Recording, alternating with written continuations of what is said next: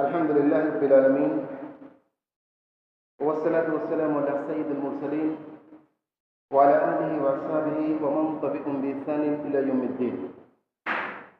أما بعد، أعوذ بالله من الشيطان الرجيم. بسم الله الرحمن الرحيم.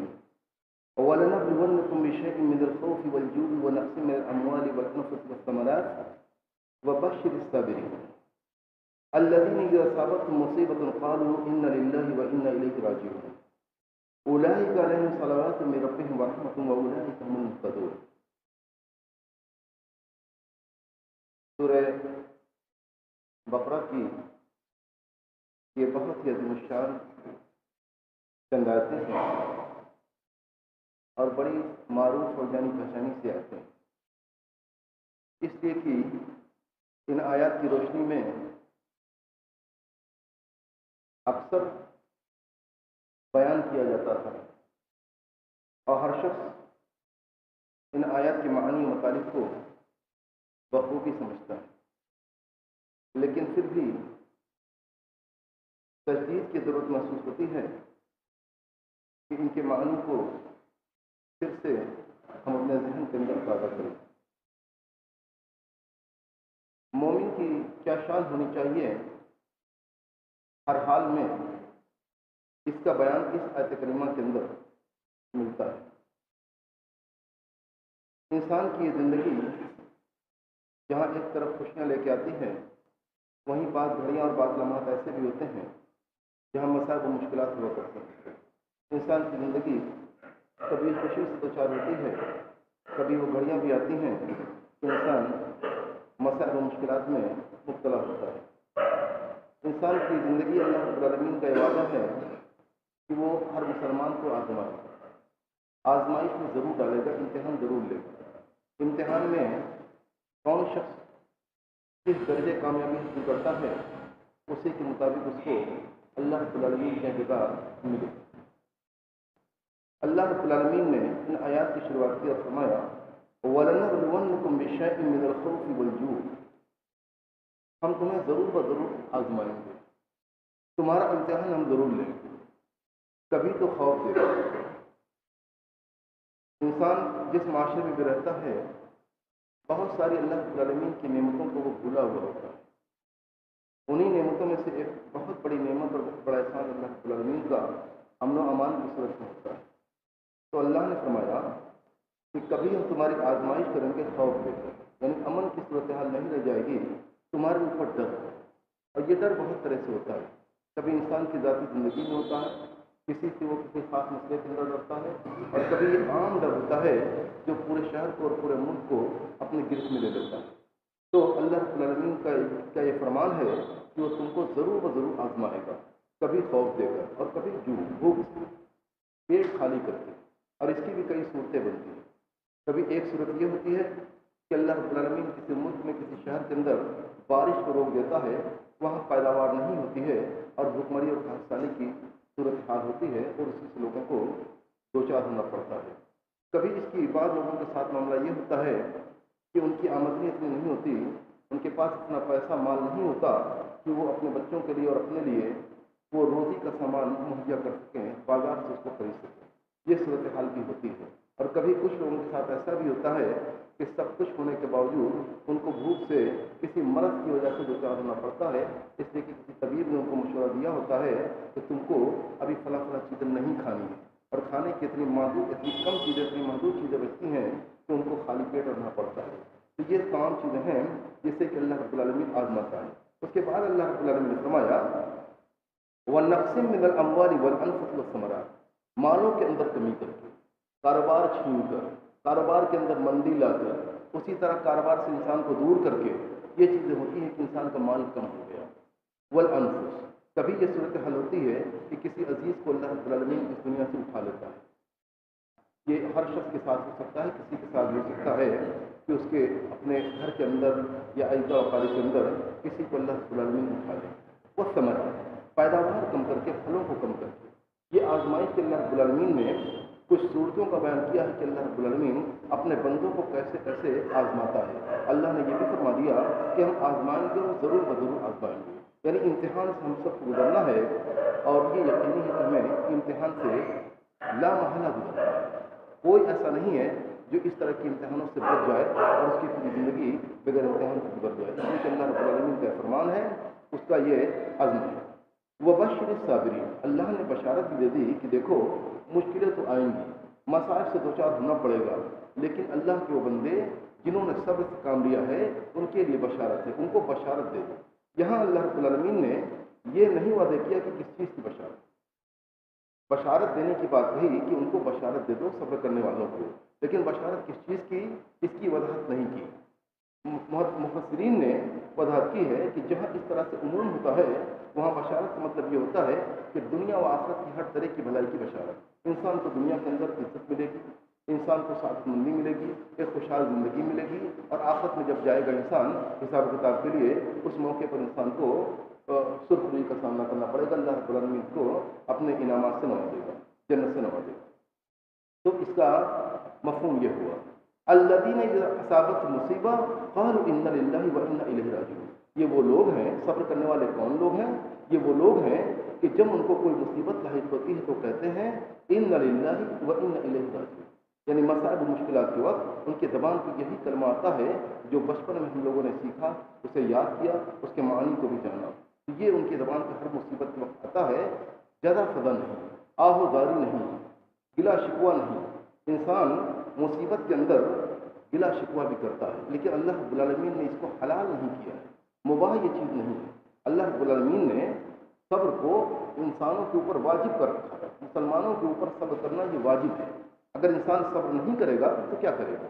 इंसान सब्र अगर नहीं करेगा तो जज़ा फदा करेगा, रोएगा, दूसरों से गिला शिकवा करेगा, और ये चीज़ें किसी हाल में किसी मुसलमान के लिए जायज़ नहीं है। मालूम ये हुआ कि सब्र करना ये इंसान के लिए, मुसलमान के लिए फ़र्ज है, उसे सब्र करना ही है, कोई दूसरा ऑप्शन नहीं है कि वो सब्र न करे।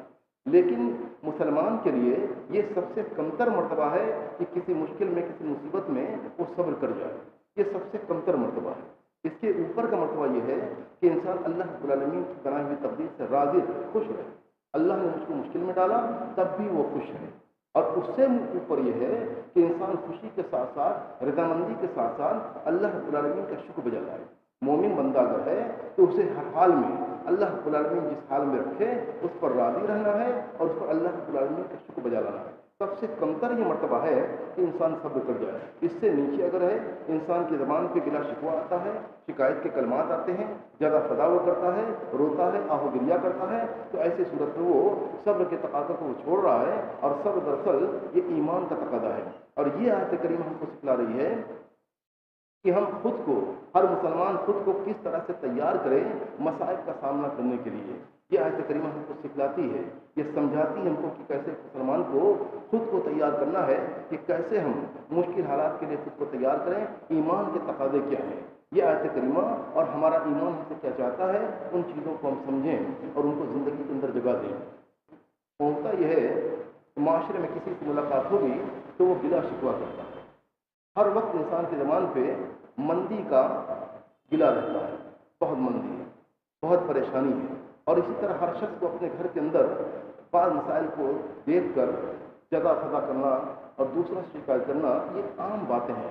ये दरअसल मोमिन की शान नहीं है, और किसी मुसलमान को ये बिल्कुल ज़ेब नहीं देता कि वो इस तरह की बातें ज़बान पे लाए, बल्कि हर हाल से वो सामना करे, उसमें देखे कि अल्लाह रब्बुल आलमीन हमसे इस हाल में क्या चाहा है, एक कुरान करीम हमसे क्या चाहता है, नबी करीम सल्लल्लाहु अलैहि वसल्लम की सुन्नतें हमसे क्या तकाज़ा रखती हैं, और उसके बाद वो उन्हीं चीज़ों को अपनाने की कोशिश करे और उन हालात से निकलने की कोशिश करे। और यहाँ अल्लाह रब्बुल आलमीन ने फरमाया कि इन्ना लिल्लाहि व इन्ना इलैहि राजिऊन। वो लोग हैं कि मुसीबत के वक्त उनके ज़बान पे इन्ना लिल्लाहि व इन्ना इलैहि राजिऊन आता है। इसका मतलब क्या है? इन्ना लिल्लाह यानी हम जो हैं वो अल्लाह रब्बुल आलमीन की मिल्कियत हैं, उसी के बंदे हैं। इन्ना लिल्लाह का मतलब यही हुआ, यानी हमको अल्लाह रब्बुल आलमीन ने पैदा किया, हम उसके बंदे हैं, हम उसकी मिल्कियत के अंदर हैं। तो जो शख्स मालिक होता है वो अपने ममलूक के अंदर, जिस चीज़ का मालिक होता है उसके अंदर तसर्रुफ का इख्तियार रखता है। हमारी अगर कोई चीज़ हम किसी चीज़ के मालिक हैं तो उसे कैसे उनका तसर्रुफ करें, कैसे उसके अंदर तदबीर करें, उसको कहाँ खर्च करें। अगर माल के मालिक हैं तो हम कहाँ खर्च करें, इसके हम फैसला खुद से कर लेते हैं। अल्लाह रब्बुल आलमीन हम सब का मालिक है, वो तसर्रुफ का मालिक है, वो जैसे चाहे तसर्रुफ करता है। बंदे को ये इख्तियार नहीं है, بندے کے دار اختیار سے باہر کی بات ہے کہ وہ جزا فضا کرے، آہوداری کرے یا گلا شکوہ کرے۔ تو ان اللہ کا مطلب یہ ہوا کہ اللہ تو ہی مالک ہے، ہم تیرے بندے ہیں، ہماری جو چیز بھی ہمارے پاس ہے سب کا مالک تو ہے، وہ ان الیہ راجعون، اور ہم سب کو تیرے پاس لوٹ کے جانا ہے، اور ہم کو جانا بھی وہی ہے۔ یعنی اللہ نے ہم کو بنایا ہے، کچھ دن کے لیے دنیا کے اندر رکھا ہے، مصائب و مشکلات سے وہ ہم کو دو چار بھی کرے گا، ہمارا امتحان بھی لے گا، اور سب کے بعد ہم کو اپنے پاس وہ بلائے گا، اور وہاں وہ جزا سزا کے لیے، حساب و کتاب کے لیے بلائے گا۔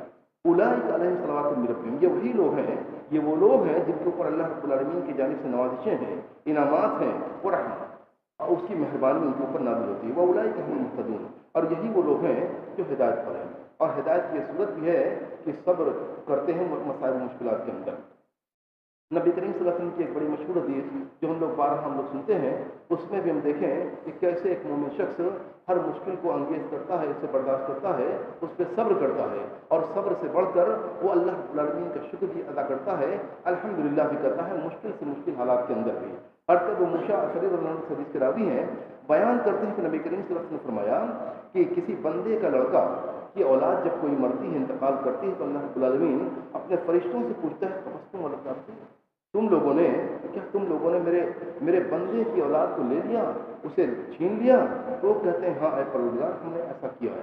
تو پھر وہ پوچھتا ہے قبضتم ثمرۃ فؤادی، اس کے جگر کے ٹکڑے کو، اس کے دل کے حصے کو تم لوگوں نے لے لیا؟ تو وہ کہتے ہیں فرشتے ہاں ہم نے ایسا کیا۔ اللہ رب العالمین پوچھتا ہے فماذا قال عبدی، میرے بندے کی زبان پہ کون سی بات آئی؟ اس کو تم لوگوں نے مشکل میں ڈالا، اسے مصیبت میں ڈال دیا، اس کی اولاد کو چھین لیا، تو ایسی صورتحال میں میری بندے کی زبان سے کیا نکلا، اس نے کیا کہا؟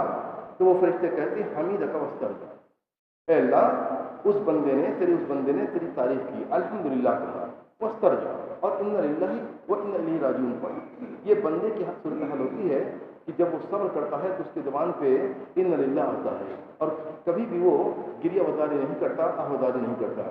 اللہ رب العالمین خوش ہوتا ہے اور فرماتا ہے ابن لیعبدی بیتا فی الجنہ وسموہ بیت الحمد، میرے اس بندے کے لیے جنت میں گھر تعمیر کر دو، بنا دو، اس کے لیے تعمیر کر دو، میرے بندے کے لیے جنت میں گھر تعمیر کر دو۔ اس نے بہت بڑا کام کیا، مشکل حالات اس کے اوپر آئی، لیکن اس نے صبر کیا، اور پھر بھی اس نے ہمارے اللہ کہتا ہے کہ ہم نے اس پر تعریف کی، اس نے حمد بیان کی، شکریہ کے دامن کو نہیں جانے دیا اپنے ہاتھ سے، تو وسموہ بیت الحمد، اور اس گھر کا نام بیت الحمد رکھا، یعنی تعریف کا گھر۔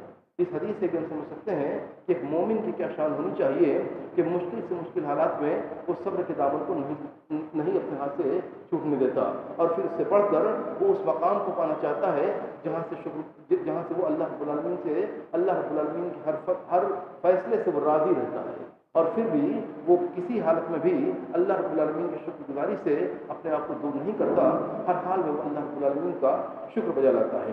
اللہ رب العالمین سے دعا ہے کہ ہم سب کو انہی چیزوں کو سمجھنے کی اور ان پر عمل کرنے کی توفیق فرمائے۔ اللہ رب العالمین کی بنائی ہوئی تقدیر سے ہم راضی رہیں، جس حال میں ہم کو رکھے وہ خوش رکھے، اپنی بنائی ہوئی تقدیر پر ہم کو راضی رکھے، اور ہم کو عمل کی توفیق دے، ہم صبر بھی کریں، اس کی حمد بھی بیان کریں، اور اس نے جو ابدیت کے تقاضے جو ہم سے ہیں وہ ہم کو توفیق دے کہ ان تقاضوں کو ہم پورا کر سکیں۔ وآخر دعوانا الحمدللہ رب العالمین۔